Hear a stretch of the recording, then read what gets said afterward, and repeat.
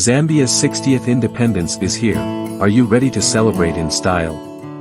Get your exclusive and wear your style of Zambia at 60 t-shirts and proudly stand out. Show your love for Zambia with a design that's bold, unique, and perfect for this special day.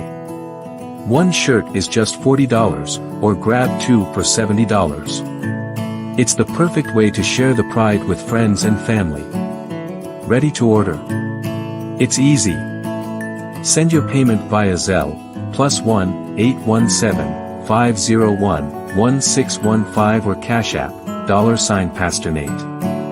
For questions, email us at zbtr2009@gmail.com. Don't wait, pre-order now, wear your style, and let's celebrate Zambia's freedom in style. Hello everybody, Zambia at 60 years. It was celebrated in style and it's still being celebrated. Welcome to ZBTR TV.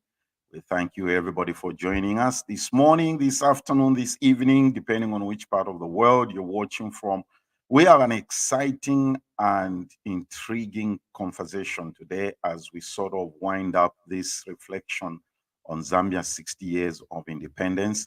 It was great to meet so many people in DMV area at the weekend. I met some amazing people, some amazing friends. We shall talk about that later, but we have a lot of things that we need to discuss as we reflect on Zambia's 60 years on economic and democratic development. All right, tell a friend ZBTR is live and tag them and let them know. All right, this morning from Dallas, Texas, I am privileged and honored to host some amazing people here who are going to help me dive into this discussion. I have Dr. Michael Gubser. He's a professor of history and director of graduate studies at James Madison University. He's a historian and author of the soon coming book. It will be, I believe it's soon in the making. It will soon be out, The Practice of International Development. Dr. Gubser, good morning. Welcome to the show. Thank you for having me. Excellent. And then a stranger and not a stranger, Dr. Sombo Muzata, Assistant Professor of Political Science. She's also MPA Program Director at Student Affairs, also at James Madison. I think I am entitled to say, Sombo, good morning. Good morning. Good morning. Yes, you are. Dr. Gubser, I want to tell you something before we get into the discussion here something between me and Sombo. Okay, I have known Sombo for I think 12 to 14 years. I think okay. I wouldn't be exaggerating if I said that. However, the interesting thing is this: we only got to meet at the weekend for the first time.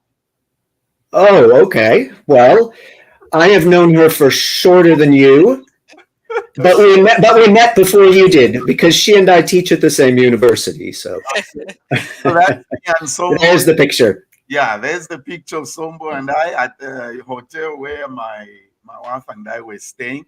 Terrific. She took time to swing by and to say hello out of a busy schedule, and it was exciting. I wish we could have sat down and talked for hours and hours, but that's life in America, right? It is. It's life around the world, I think. Life around the world. All right. Um, Dr. Gubser, let me start with you since you are coming on Sure. this time. It's Sombo's third time to appear. Okay. And the other time she's appeared, we were on phone, we couldn't see each other. Now we look at each other. Yeah. You specialize in European intellectual history, history of international development, Central and Eastern European history. What is intellectual history, and what, in your view, perpetuated Europe's development in the absence of vast mineral resources that we see in Africa? It's a two-part question. Sure. Let me begin again by thanking you for having this. This is an exciting event, and of course, part of the many events surrounding Zambia's 60th anniversary of independence. I'll say a bit about my background because it is an odd background for someone who is speaking about Zambia. As you said, I am an intellectual historian. So historians study many different things. Some focus on politics, some focus on economics, some focus on wars. Intellectual historians focus on ideas, the history of ideas. Anything that happens in politics or in culture generally begins with ideas, what people think. And so we often study philosophers, political theorists, artists, or in the case of my work on development, we might study economic thinking. How does that affect the way that development programs or political theories, how does that affect the way that programs to promote democratization develop? By training, it's true, I was a European historian, but during a fruitful period of academic unemployment, so after getting my PhD, I could not immediately get a professor job, which I imagine people in the audience might know about. They're difficult to get. I worked for several years for an international development organization that ran education projects in Africa, in Asia, in Latin America, including one in Zambia. And that transformed my life and my research. And ever since then, I have worked as a historian of international development as well, looking at economic ideas, but also studying projects on the ground. And in my forthcoming book, which will be out next year, there is a chapter focused on the structural adjustment experience in Zambia. So that was the background for me getting there. That's the first part of your question. The second part, you asked about European development. So in the 18th and 19th century, especially, I think the way you framed it was in the absence of the vast mineral resources found in Africa. Let me say that in many ways, Europe, and let me focus on Britain, because of course, industrialization began in Great Britain. In many ways, I think there was not an absence of resources. So two resources in particular that Britain possessed in abundance. One, even though Britain was deforested in the 18th century as industrialization began, they had large coal deposits under the earth. That helped to fuel industrialization. The second big resource they had, and I think this is as or more important, is vast internal waterways. So it was easy to build factories in Manchester or Birmingham, for example, and then ship them to markets in London. Even more important than that, though, I think it's crucial to understand that Britain at this time was not just an island. It sat on the Atlantic. It had colonies across the New World, and therefore it's not just about the resources that existed in Britain. They were able to tap vast resources across their colonies in the New World, and even more so, they had a vast trade network. Right? They traded along the coasts in Africa, in India. They were able to purchase goods like cheap cloth in India that they would then sell in Africa. So I think if we just think of Great Britain as an island, that's not sufficient. To understand their development, we have to understand that they were able to tap huge global resources to fuel it.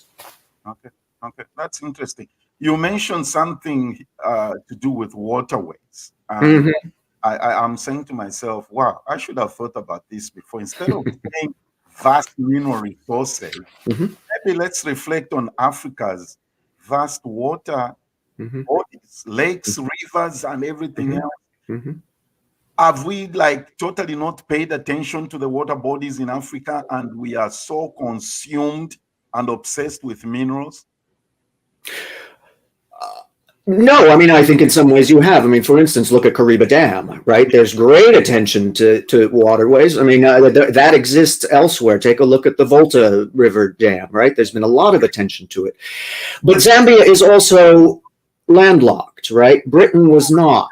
Britain had vast colonies. Zambia does not. Britain was able to tap those resources, right? So it's a very, very different situation. And as a historian, what I often look at is that very specific context. The context of Zambia today is simply vastly different from a large empire that Britain was able to command with all its resources. Okay. You spent time in Zambia and did some work there. What was Zambia? What type of work did you do? I was doing research for, this was in 2019, just prior to COVID. I was doing research for a chapter of my forthcoming book, and it was looking at Zambia's structural adjustment experience. So that experience began in the 70s and 80s under Kaunda.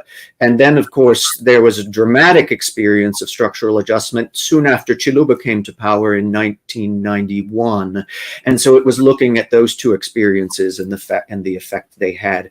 In the process, I interviewed a lot of figures who were involved in the movement for multi-party democracy, the MMD, right, and who then later were involved in promoting structural adjustment in the 1990s. So that was the work I was doing. Okay, we shall come back to that later. Let's not let Dr. Muzata fall asleep here. Dr. Muzata, you hosted Zambia's ambassador to the US, Dr. Chibamba Kanyama, in your department at James Madison University. What was the thrust of the event? Thank you so much, Nathan, for having me back on the program. I think I was last here 10 years ago, right? Well, maybe. Yeah, Most likely. I think before 10 years ago, I probably was here a little bit more. And can you imagine? In my mind, I'm still calling it Zambia Blog Talk Radio. And then I was like, oh, it's a TV. So congratulations on the work that you have done over the last so many years to get this platform to where it is today. So yes, we did host Zambia's ambassador to the US, Dr. Chibamba Kanyama, on campus, and it was an effort. I usually say that it was a community event and community funded event. That's what I always say, because it was a Department of Political Science. It was the African and African American and Diaspora Studies contributing resources, and it was the Center for Global Engagement, Research and Economic Development and Innovation. They're not a department, they're a division, okay? And the Center for Global Engagement. So these are distinct institutions within the institution, as well as for the Center for the International Center for International Stabilization and what's the R? Reconstruction, I believe. Yes. Okay. So we have Caesar, and Caesar does work on, has done work historically on landmines. And you know that Zambia and Angola are close. So Zambia got involved in the landmine conversation many, many years ago. And also because of its strategic position, supporting other countries with their liberation struggles. So if you look at all these different institutions within JMU that supported this initiative, our goal really was to have an honest conversation about where we are at, as we think about Zambia. The thrust really was international affairs, economic development, and the ambassador spoke about Zambia's historical perspectives. And then he also talked about how that history affects the reality of the country right now. He also talks about what the country should be focusing on going forward. So I think we had a very good conversation. I would say it was balanced. So what usually happens sometimes when you get people to talk is they will just talk about the positive things. They're not going to acknowledge the negative things. But I think in the conversation that we had with the ambassador, I thought that at some point it was too honesty. And, he talked about things that I was like, how honest was honest? Yeah. I So want to hear about that. How honest was on it? no, so if I repeat that, it's something that personally I would like, okay, I probably wouldn't want to say this, you know. So Mm, I'm not going to say it. But I do have a video recording. I can share it with you at an option time and you can review that. But I think he was very, very honest in, talking about the different issues that the country has gone through from the crisis in the 1970s, where the price of copper fell down. We largely depend on copper in Zambia. The price of oil quadrupled on the global markets, and we sort of saw Zambia's fortunes plummeting to the ground from having just been this rising star in the economic development space. So yeah, I think he talked about that, and so I thought it was very good because we need to have a historical perspective of what is going on, and we have Mike, a historian here. Okay, let's build up on that point you've made about the ambassador having spoken about the things he spoke about, which you do not want to say. I will watch the video. Uh, every Zambian, almost people like my Dr. Gubser here, when you look at Zambia's history, it's not a secret that the major economic and political shift that we witnessed was in 1991 when government changed from UNIP, which was ideally a socialist-driven economy, to MMD, which introduced, I'm not going to say capitalist, I'll say a private-driven economy. Since then, we haven't seen any major change like was witnessed in 1991, in my opinion, Dr. Muzata. Mhm. Since then, okay? In your opinion, what really drives Zambia's economy? Okay, so before I address what drives Zambia's economy, I just want to emphasize here that what the ambassador said is not something that I wouldn't say. It's something that I would say with boldness. You know, I took I no know. filter, Uh-huh. and and I say things the way they're supposed to be said. So I really appreciate that he was able to sort of just get us to be sober in that moment and to think Mhm. about where we're coming from. And I think if we hide things and we just give a passion narrative, it becomes very, very difficult for us to sort of see a way forward and to make the necessary changes that we're supposed to make. So, Yes. with that said, I think Zambia has had, spurts of economic change that are sort of worth talking about after 1991. They might not have had the impact that the 1991 change in government and liberalization sort of brought to the fore, but they have equally been substantial in magnitude, and they have also been impactful, and the impacts of those changes will continue into the future. So I will talk about the time that Levi Patrick Manawasa, for example, became president. Okay, so that was a huge change in the country's economy. We saw, because of the way he branded his administration, focusing on the fight against corruption Yeah. and sort of getting the support around that with our Minister of Finance then, the late Nganduma Gande. We saw that he led Zambia, the president and the minister of finance and the cabinet at that time led Zambia at one of its very, very tough time. And we had this, not the structure adjustment program, we had the HIPIC, highly indebted poor country initiative, sort of approved and getting to the completion point. We basically were starting almost at a point of a clean slate, you know. Mhm. And with that, I think the gains may have not really been documented so well, and maybe a lot more studies need to be done on the impact of HIPIC completion for developing countries like Zambia. How did that impact ordinary citizens? Okay, and so we had that, and I think it was a significant change in the economy, and it probably gave a lot more gains to ordinary citizens. That's yet to be studied, and if there are studies that are there and I haven't quoted or cited them, I just haven't looked at them, so I should be given grace for that. Yeah, but other than that, I think what we're also seeing, what we also saw sadly when we reached the HIPIC completion point, was soon after, when government changed to Sata's Patriotic Front. Okay, Mhm. that's really when things sort of just started going down, sadly. Okay, there was this, enthusiasm by the voters and willingness by everybody else to change government, which is what Zambia is very good at. Okay, Yes. Zambia is very. Oh, Mike, you need to pick a leaf from us. Zambia is very, very good at its democracy. Okay, people show up to vote. Like people are Mhm. going to show up. They're going to go out. Oh, They're yeah. going to cast their ballots at Come, 5, 3, come 4, 6. 2026, it's going to be, whoo, I can't even wait for that. Yeah. Well, we have something coming up in about 4 days, right? That yeah. Uh, So According to statistics, I think they are saying 60 million Americans have already voted. Early yeah, about that. Yes, For those watching us in America, they have right. a About that. system of early voting before the election date. That's So right. That's 60 right. million have already voted. That's right. Yeah. Okay, that Yeah. would So be let me fantastic. continue. Yeah. So let Yes, me yes. continue. Mm. When the PF came into power, why am I acting like a historian? When the PF, when the It's fine. oh my gosh, I love this. When the PF came to power and we saw that the gains that had been made in the Manawasa government of prudent financial management, Mhm.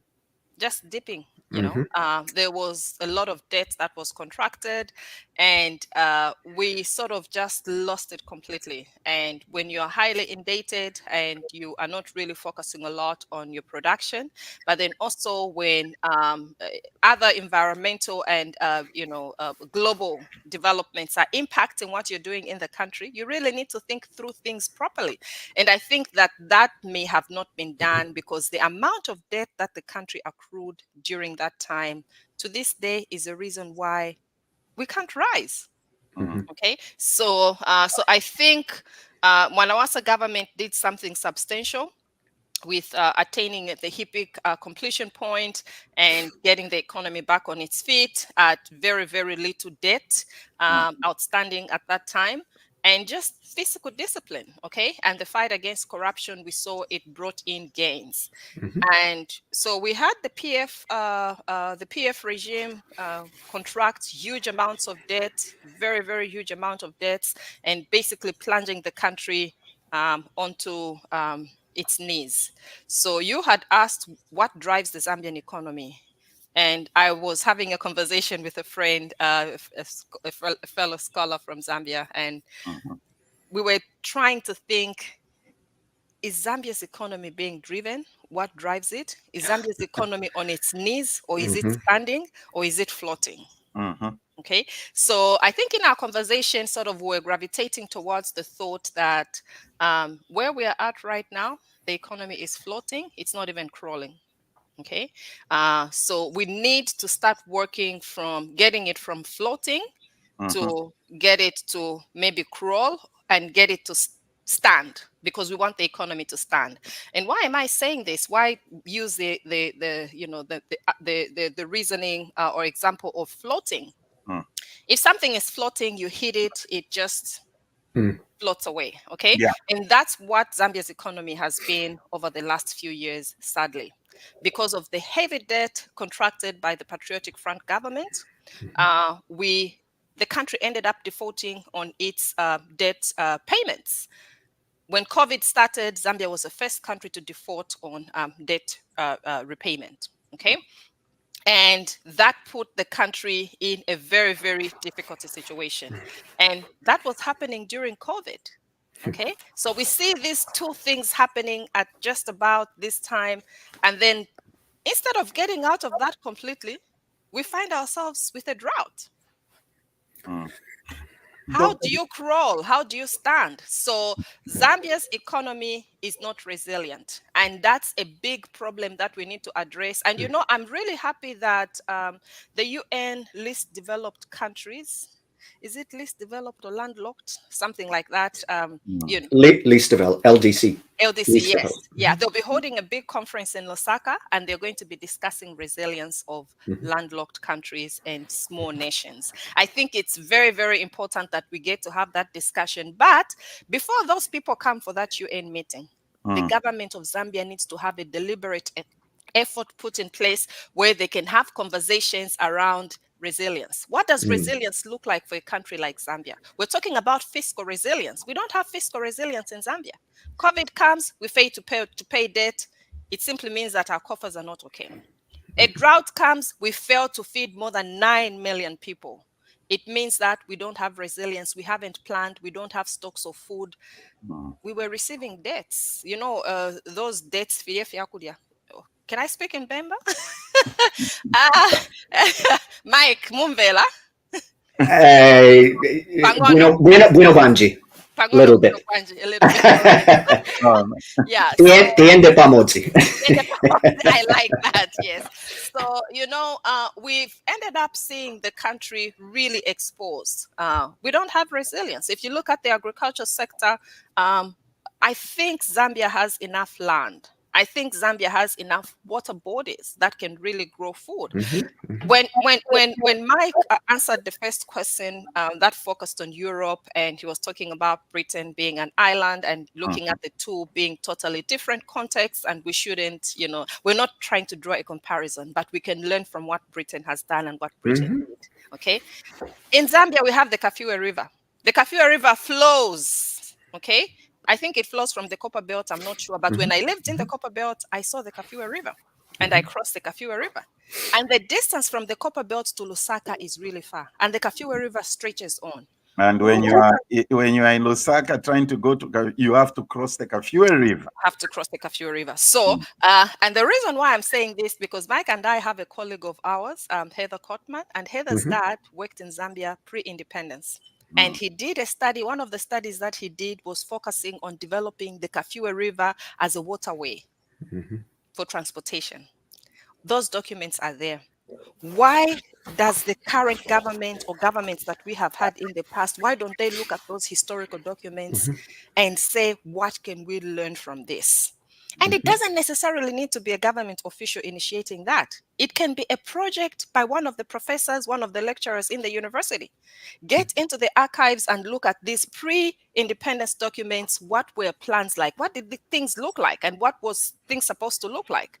And use those documents as projects for students to write and give a projection or recommendations of what we should be focusing on.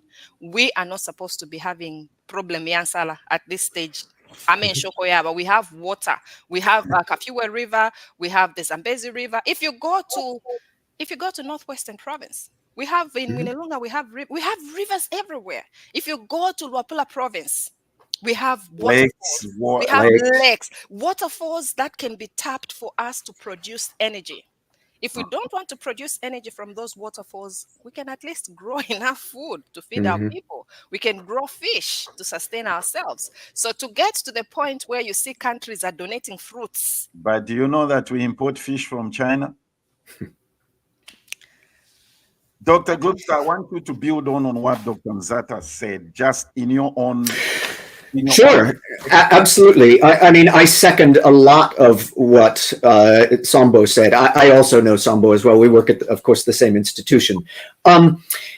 So several things I want to highlight. First, I think she's absolutely right that we need to take a nuanced look at the history of Zambia, right? It's not simply the period, the Kaunda period before 1991 and the post-Kaunda period. There are variations in each. And I think that is critical to understand because we tend to look at things as a big block and then either celebrate them or dismiss them. I'll give you an example. You started the question for Dr. Muzata by mentioning that Kaunda's government was socialist, right? Indeed, he often touted that term.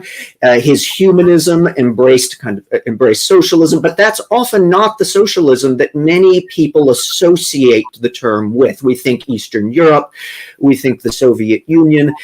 Even when Kaunda in the early 70s nationalized industries, it's important to remember that that nationalization followed what was generally called the 51% rule. So in other words, the majority of a company had to be nationalized, but you could still have private firms working and operating for smaller chunks of them. And different companies had different percentages owned by the government. So you still had the ability for a business class to develop in Zambia, even under Kaunda. Even more to the point, state companies often competed with each other, using advertising to debate, buy our product, don't buy our product. So they used various corporate marketing techniques even under Kaunda.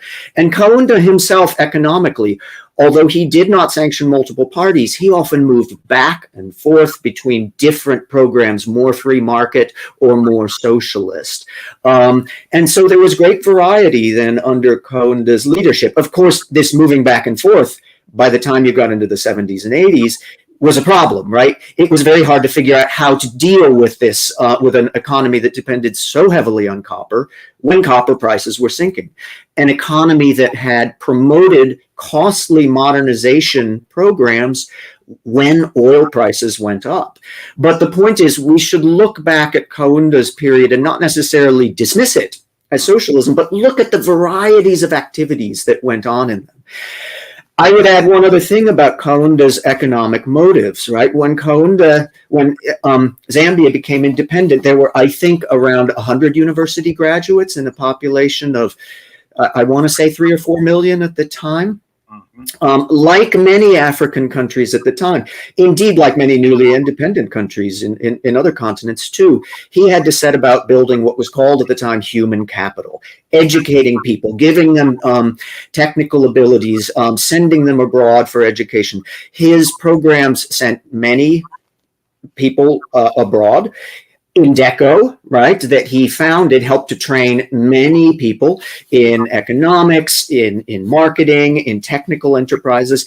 Ironically enough, many of those people who were trained by Kaunda's programs ended up fueling the MMD opposition, right? They joined it afterwards because the strictures of either his socialist policies or in the 80s, his structural adjustment policies meant that they couldn't fully employ their abilities, right? But it's important, I think, and Sombo, you indicated this in the earlier documents, it's important to look back at Kaunda's programs over time, over his 27 years in power, and the various strategies that he tried. It was striking to me when I was in Zambia to see how much the legacy of Kaunda had changed since 1991, right? In 1991, he was persona non grata. He was out. People protested him. Everyone was thrilled that he was gone. Within 5 years, right, the combination of a drought, a very severe structural adjustment, and the corruption that began emerging under Chiluba's regime brought his reputation up, right? So it's just been this sort of fascinating process to watch how he went from being unwelcome to suddenly this figure who had a lot to teach, right? Whose sort of moral reputation was beyond question. I think, and I will finally end by really seconding what Sombo said about looking back at documents, right? What she said about a failure to look at documents in Zambia is true of much of the development industry. Development workers in designing new programs tend to look back maybe 5 years, 10 years at what happened most recently. Maybe an incumbent is in power and firms are trying to compete to become the contractor to implement a program. So they want to look back at what they did. But documents going back much more than that are ancient history. I've interviewed, I remember working in Uganda and interviewing a minister about a program that had closed 10 years ago. And he looked at me and said, "Why do you want to know ancient history?"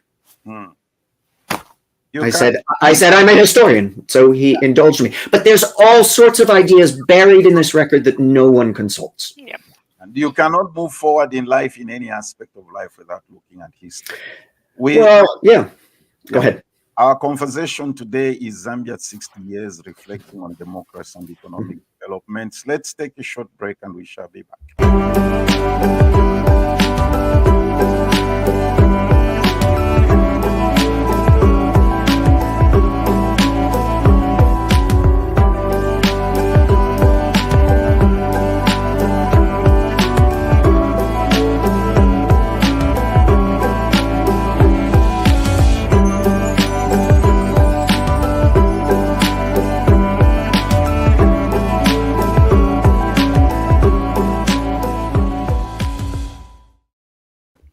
Those of us who were at Zambia's independence in DC, Virginia, Maryland over the past weekend.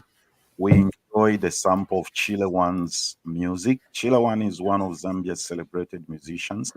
I'm showing you this to show you where Chile One is going to be in different parts of the US. Just within your area, Phoenix, Dallas, Chicago, Seattle, New York, just look out for information in your area and you'll be able to enjoy a weekend and evening with Chile One. I think at some point they'll be partnering with Shmumbi and everybody else. All right. Welcome back to the conversation. My guests this morning in Dallas, Texas, where I am based, is Dr. Michael Gubser, is a professor of history, and Dr. Sombo Muzata, who is an assistant professor of political science. The, it appears that one of the things we've observed over the past decades, okay, and years means the same thing. We are reflecting on Zambia's 60 years of independence. One of the things, Dr. Muzata, you and I are Zambian, that has happened is that at a certain point, you had 90 plus percent institutions, educational institutions run by government. Then suddenly, boom, you have all these private universities mushrooming. Doesn't this present a risk of the quality of education offered, and how does that help being flooded with degree holders in a highly employment economy? Yeah, so before I talk about the education sector being flooded by private institutions, I just want to go back a little bit on the economy and just say that we see a similar pattern in the economy as well. When we look at the historical perspective that Mike aptly shared with us, we saw the nationalization agenda.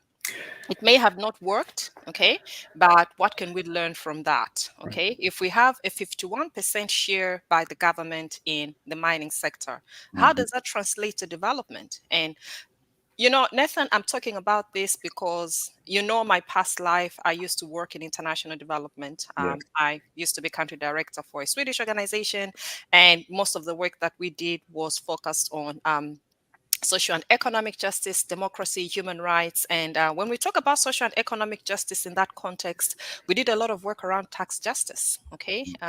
We worked to get into rooms through our head office in Stockholm at that time to lobby policymakers for fair taxation systems. Okay. Because what bleeds countries like Zambia, resource rich countries like Zambia, what bleeds their economies is a lack of getting enough benefit from the taxes. Okay. Minerals are Absolutely. extracted. Minerals are extracted, they leave the country, they get processed, and they have more value. Okay. We get very little from tax revenue when we sell these minerals either in an unprocessed form or even if we process them a little bit. Okay, Mhm. so there's a lot of instances of tax avoidance and tax evasion, and I'm not just saying this because my activist hat suddenly came back on. I'm saying this because there's evidence all around to show this. Look at 2022 or 2023. Zambia exported minerals worth more than $22 billion Mhm. and received in tax revenue, I think, less than a billion.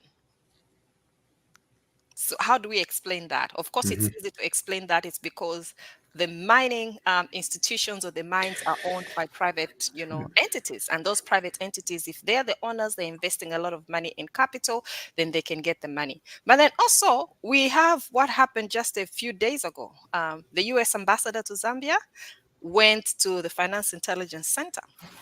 And at FIC, he was told that they had been able to identify um, STR, suspicious transactions Yeah. reports, Yeah. uh, amounting to about 3 billion US dollars from the time the year started to now. So if that has been flagged as suspicious transactions, those are potential transactions where money has actually been externalized. Okay, those are transactions where the government will most likely not be able to collect tax revenue. So we have these very big problems in our economy and in our education sector because of too much. I'm not saying that privatization is bad, it is good, but I think we need to look back, go back on the drawing table and understand what is going on. Because I can assure you, 20 years from now, we'll be back on Blog Talk Radio TV and we'll be talking about the same things. So let me come. Like we have done all the time. Yes. 10 years ago, it was the same story. Remember the time I was in Infue and you were calling me to talk about tax avoidance and tax evasion? And that time I was really fired up and it was really so annoying, to get to be telling these stories, and they're the same stories that we're talking about 10 years later. Wait, let me stop you. Here is another fact, another sector, Dr. Gubser, that most people do not pay attention to. We have built tollways in Zambia. Dr. Sombo, we have built whatever you call them, toll booths in Zambia. And they are talking about these billions of kwacha being collected from these tolls. What is that money being used for?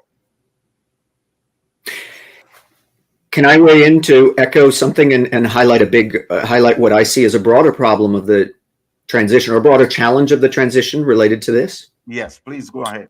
Okay. I think Sombo is absolutely right. I mean, when we think about the privatization of parastatals, the allowing the kwacha to float freely, this happened quite rapidly in the early 90s, right? One of the people that I interviewed, it was a very striking quote he gave, and he had been involved in the government that was instituting structural adjustment. His quote was, "We instituted structural adjustment by the book," right? It was a very orthodox program in the 90s, and it occurred very rapidly. That sets up a challenge when it comes to privatization, and it's something that we see not only in Zambia, but also in Eastern Europe and in other places that privatized in the early 90s. So there was a global trend. Oftentimes, national institutions were privatized before regulatory frameworks with government were set up. They were privatized in the face of a fairly weak government. So you just didn't have laws, you didn't have tax systems in place that could organize and capture certain, whether it's taxes or regulate companies. And so there was a kind of free-for-all, right? Now, we don't know what would have happened, for instance, if parastatals had been privatized more slowly. What certainly did happen is that many people lost work, right? If there had been a sifting, which parastatals need to be closed, which should be preserved longer, or can we do this over a longer period of time so that maybe some people preserve their jobs? Perhaps we would have seen a different decade in that period. As it happened, people who lost work often turned to the local informal markets, and those became glutted, right? If you're trying to sell goods or food or the like, and people out of work are suddenly trying to do the same, it's very hard to compete. So it's not a problem with privatization per se, but how it is done. How do you keep regulatory frameworks and new private companies sort of marching in lockstep so that one doesn't get ahead of the other and you have this kind of free-for-all occurring? Yes. So, I want you to go back to the question on higher education. So higher education is good, and I think every country that has developed has spent a lot of money and has focused a lot on investing in its higher education sector. They've spent a lot of money and they focus a lot in research. Okay, so what are we teaching in these institutions? I think is a question that we need to be asking ourselves. In itself, having a lot of universities is good because education is supposed to be a human right. Okay, so if we get as many people educated, it is very likely that we will be able to get a few from those to become entrepreneurs and to run successful businesses. Okay, if we don't provide enough higher education institutions, or if we provide higher education and our hope and expectation is that people are going to work for the government, which is what now should get us to be thinking, what are we teaching in these higher education institutions? Are we teaching skills? Do we have institutions that are actually teaching skills, the skills that are going to be useful in getting the economy to go ahead? Those are questions that we need to be asking. If we have a number of higher education institutions that sort of, are training individuals to be plumbers, training electricians, and training people to build, those are necessary skills that are needed to build an economy. Okay. If there's a lot of demand for construction, there's a lot of demand for agriculture, it sort of opens the possibility to employ more people and to have a larger impact on the economy. So having a number of institutions participating in higher education is great. And I think that Zambia is on the right path. Zambia is on the right path because we have the Higher Education Act, I think, which set up the higher education authority. So it's not like we just have universities mushrooming left, right, and center. If that is still happening, then it means it's a lot more work for the higher education authority to be able to go in and monitor what is happening in that space and to be able to get them to comply with rules and regulations. If they can't comply with minimum standards, they have to be closed, and there has to be no compromise around that. So higher education is great. Having more institutions to be able to do that is also great. Can we support the Higher Education Authority with a lot more resources so that they can be able to cover the whole country and see what quality of education is being provided? And what sectors is that education going to be impacting? Because if we just get an individuals building universities online or in person and everybody's teaching and the expectation is that, somebody's going to get a job from the government or nchito kulibe boma yanganepo, then there's a problem. Mike, that's to say, there are no jobs. The government should have a look at this problem. That's what we like in Zambia. We like to say boma yanganepo, we need to change that. We need to change from saying if Boma, which is the government, has provided the enabling environment for higher education institutions to thrive, and there's good follow up by the Higher Education Authority in terms of looking at issues around compliance and monitoring performance of these institutions, then the question becomes, what are these higher education institutions teaching? And how is what they are teaching translating into creating economic opportunities? So we don't have so many people trained who are just at home and they are waiting for somebody to employ them. There's a lot that can be done. It's basic skills. It's teaching skills that are going to be useful in growing the economy. I think that's what we should be focusing on. Isn't Africa's biggest problem or challenge to economic development and the democratic process the overriding power the political leaders hold? Interference. To your point, Dr. Gubser, when you talked about integrating the private sector and the parastatal sector, like even them going alongside each other, the process of regulation being put in place, I am of the impression that at times the politicians do these things deliberately so that they can have overreach, excessive overreach. Don't you think that's our biggest problem? I think it's a big problem. Certainly, whether corruption or autocracy is a huge problem. Inefficient government is a big problem, but that can also happen from weakness as well, right? A weak government that is unable to regulate private companies is also a problem, just as much as an overly strong, overreaching, but inefficient government.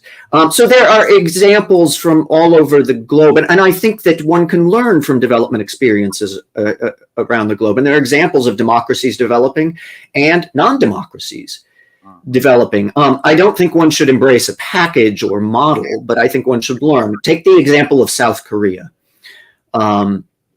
In South Korea, development began under an autocracy, right? Park Chung-hee. And indeed, The government was involved in the heavy use of industrial policy, that is, dictating where resources to go, what industries should develop, often working with family firms known as chaebols that were somehow connected to the government. We might define that as corruption, right? But they were astute at it. There was later a democracy movement.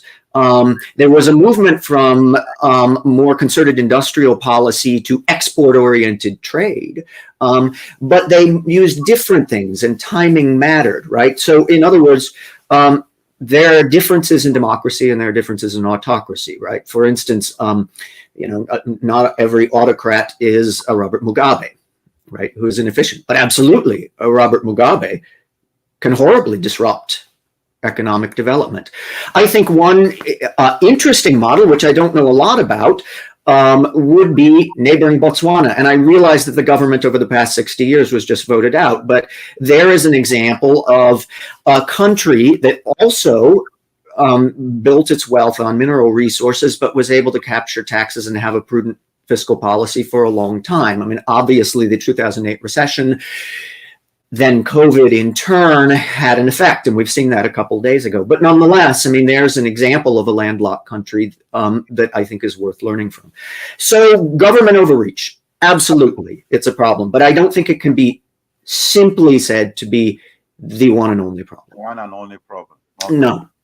I think overly weak government, honestly, is often just as much of a problem as an overly strong government. Both are problematic. Yeah. Okay, yeah, we got carried away and forgot to acknowledge our viewers. Hi, Nelly, watching from Arlington in my neighborhood, and Clotilda from, how do you say it? I don't want to say it in Bemba or Nyanja. Spokane. Okay, thank you, Dr. Gubser.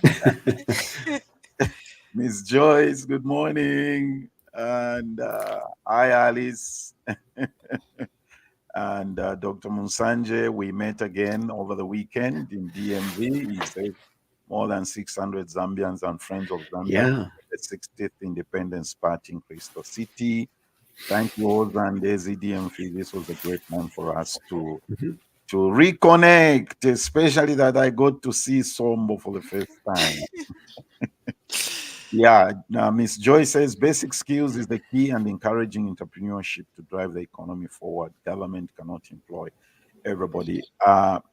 Agree. Ms. Joyce has mentioned entrepreneurship, ZBTR and other sister organizations. We are working on a conference of bringing together Zambians in the diaspora who are entrepreneurs, just for us to share ideas and how we can move our economy forward. Hi, Isaac, watching from the UK. Appreciate you. Isaac is one of those people who helps me push these links. I don't know what the social media language is, Me, I'm like a baby. So thanks, Isaac. And Dr. Muzata, you wanted to say something before I interrupted you. Yes. So you talked about political interference and the overreach of our politicians as one of the big problems that we have. And yes, I think one of the many problems that we have and we need to be looking at is how our political model and economic models do not speak to each other. Okay. When we think about an economic model, for the most part, we want to get experts to be at the table because you generate a lot of data when we're trying to do, any economic development projects. And it's generating data that has to be analyzed, and we have to learn the patterns in that data, and we have to quickly come up with corrective measures, okay, if things are not working out. When we look at our political model is very different. Okay, our political model relies on the grassroots individuals. The grassroots individuals, for the most part, that have really been disadvantaged and they have not been given an opportunity to get the education, even the basic education that they need for them to be able to function and reason properly. Okay, so we see a lot of cadres. There's a lot of cadreism in our politics. Okay, and if we have a lot of cadres in our political systems, and those cadres get to surround the president, and they're the ones that are pushing the development agenda, we get to see the different phases of Zambia's development. We can understand cadreism and its impact on economic development if we look at the different times that we have had in our history. Who surrounded Kenneth Kaunda? Who were those people? Even if you look at their pictures, the odd pictures, and because we've even hidden all these odd pictures, we don't show them anywhere. We've just locked them up in the museum. If you look at all those people that surrounded KK at that time, VJ, Mike you've talked to VJ. Absolutely. Yeah. Yep. If you look at all those were young Zambians that had a certain level of education, and with time, they kept on getting better, and they kept on, getting themselves ready and prepared to tackle the issues that the country was facing at that time. Okay, that's the model that we had at that time, which to an extent, political and economic may have been having a conversation. As time changed, we saw that things started changing. Instead of having a little bit more of individuals that can provide the right kind of advice, and they can drive the economy in a particular direction, you have individuals that have zero experience, individuals that are just cadres, and all they're out to do is do what? Is to harvest. When you have those kinds of people seated at the table, it is very likely that you're not going to get the benefit of whatever is going on to spill to the rest of the economy, the rest of the people in the country. And that's why we keep seeing whenever politicians, it's court after court, because a lot of corruption happens in the process. So can we get to a place where we get our political and our economic model sort of to be having a conversation, but then also our own cultural values as Zambians, as Africans? What values do we have? Can we align those three important things so that we can get we can get the large government reach out of the picture, but we can get productivity within our economy and a larger impact to the wider population. So I think we need to think deliberately about what economic model would look like for us and how that would work. If we copy an economic model from another country and try and impose it on ourselves, it might not work. It might even be more disastrous. Okay. Copying shouldn't be what we should be focusing on. We can do a comparison. We can do comparatives of models and see models that have worked and delivered results for their people. And then we see, would this work for us? Under what conditions would this work for us? And under what kind of values that we already have, would this really thrive? One of the important values that we have in our country is one Zambia, one nation. Mike, can you say Tiende? Tiende pamozi. Exactly. Tiende. Yes, you see, so that is the value. How can we utilize that to deliver economic development and also to remove this overreach by a few individual politicians? I think that's a conversation that we need to have. Can I say two things? Can I respond first to Joyce and then to Sombo? Joyce made a comment about the need for basic skills in entrepreneurship because the government can't employ everyone. I say amen to that. That's absolutely true.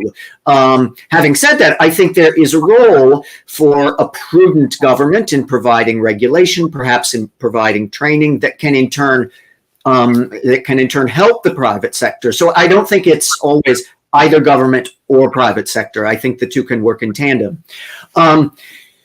Second, I wanted to echo what Sombo said. I actually think there's a lot of prospects that Zambians themselves share that don't get heard. And you mentioned at the very beginning of your comment, Sombo, that, oftentimes there's pulling in external and international advisors to help things. To take an example of this, during and after the 1991 transition, there were a number of civil society organizations. Many of them were elites, indeed.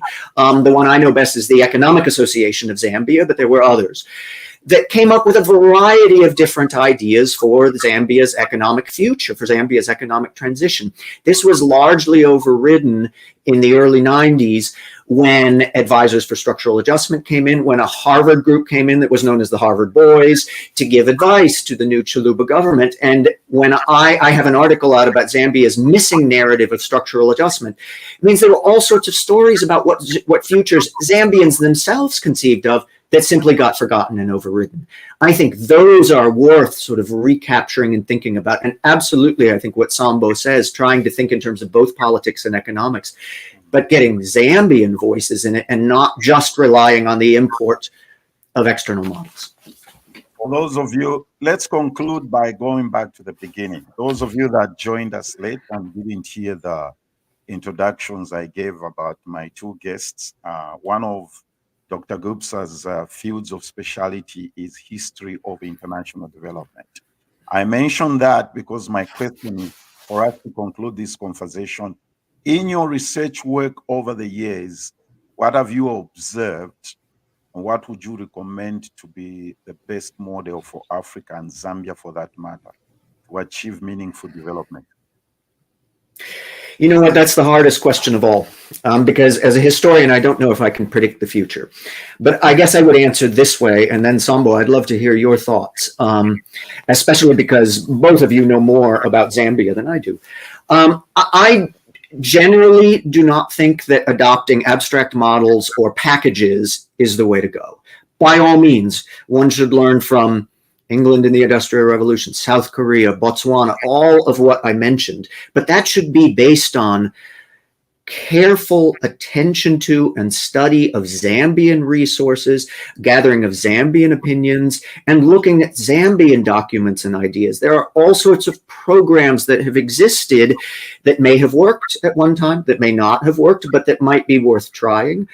They could be in Zambia, they could be elsewhere, but I don't think one should simply adopt a recipe book. This worked in Ghana, therefore it will work here. Even this worked in neighboring Botswana, therefore it will work here.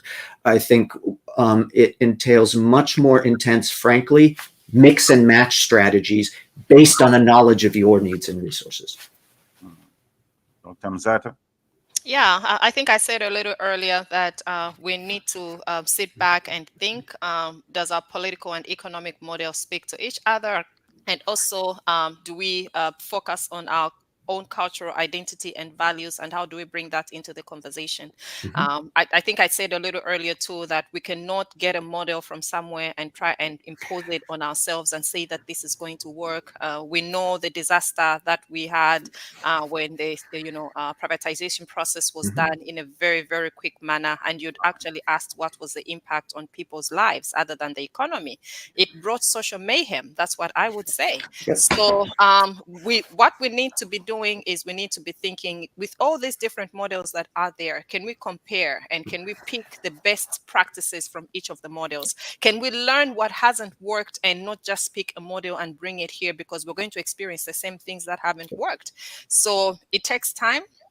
And I think it takes a lot of effort, but it's not something that cannot be done. I think I said a little earlier that we have a lot of documents pre-independence and post-independence and through these different phases. I think we need to visit that document you talked about, the Kafue River. Oh yeah, oh yeah, oh yeah. It was a shock. I saw it, I was like, wait. If we can find that gentleman, if he's still alive, I'd like to have him on here. And it's not the only one. We also have documents on Tanganyika and the whole region. We have a lot of water. We have a lot of all these things. And so let's not even think copper or minerals. The water bodies are something that. Finally, Dr. Goops, understand some of your favorite music is what? Kalindula? Who told you that? I do like Kalindula. Amayenge. All right. I do like that. I do like that. What? How did that happen? I was in Zambia. How could it not happen, right? If you go to Zambia, you pay attention to a lot of things, including the culture, art, and music scene. What did you eat? What did you eat? I ate nshima nankuku, nshima na vinkuvala, Nchimu Natsomba, is that right? I like Njima a lot. That was quite good. Ladies and gentlemen, that was my conversation today. I'm greatly honored to have Dr. Michael Gubser, Professor of History, and Dr. Sombo Muzata. They both teach out of James Madison University. This is not the first time you are coming on here, Professor Mike. Okay, I look forward to the next time. Next time we're going to talk about Karindula and all those things. And, Terrific. thank you and have a great weekend. All right, everybody, that was our show for today. Let me also just show you this again. Those of us that were at the Independence, we enjoyed the music of Chile One. It's going to be on these cities that are listed below there. Just pay attention to the specific social platforms that you belong in, and Chile One is going to be in there. Thank you, everybody, for joining. Hope you enjoyed the conversation. Have a great weekend. Zambia Blog Talk Radio.